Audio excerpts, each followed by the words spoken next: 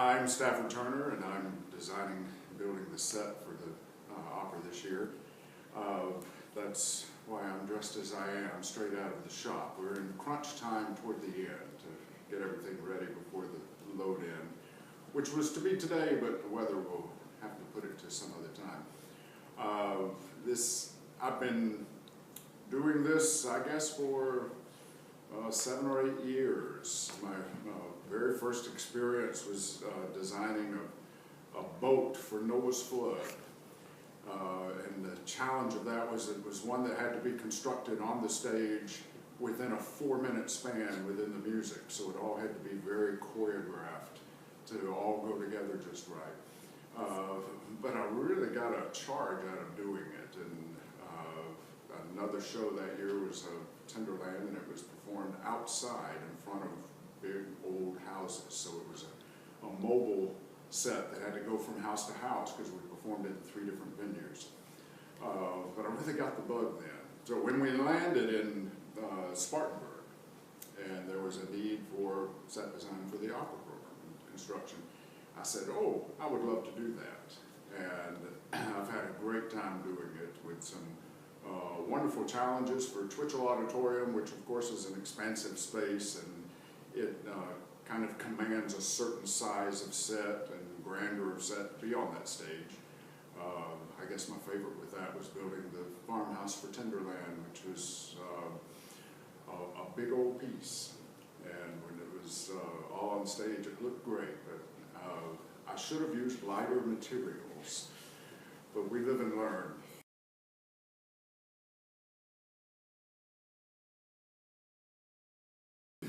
This show is, well, Dido and Aeneas is the older opera of the two with Impresario. And actually this year is the 325th anniversary of the composition of Dido and Aeneas. So you can imagine the different settings it's been put in over 325 years. They have chosen to put it, this setting, in, I guess, around 1920. And it's, the challenge with it is it's a 3-act opera, short opera, but 3 acts, each with a different scene or set.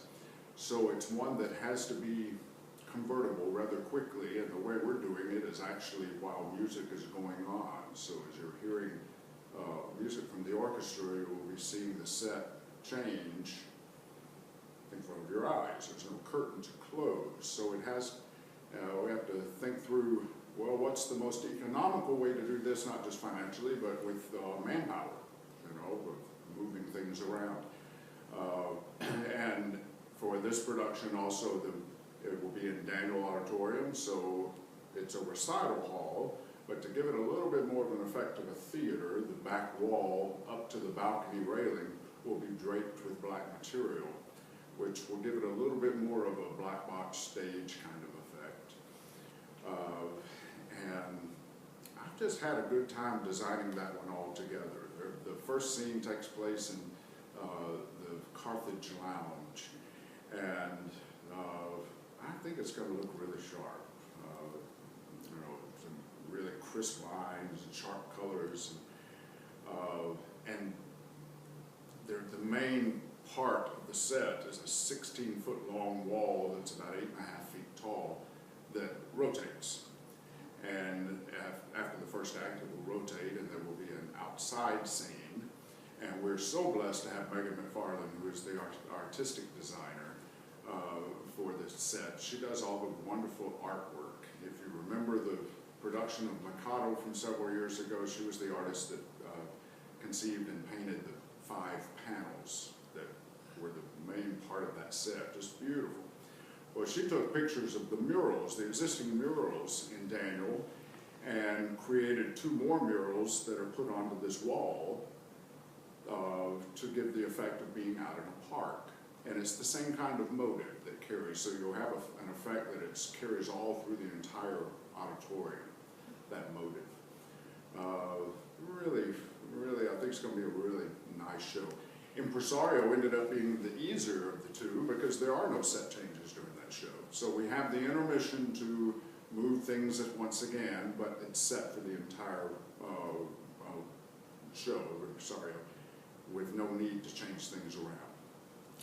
And with it being in modern times, or set in modern day, it will look like your typical office audition venue.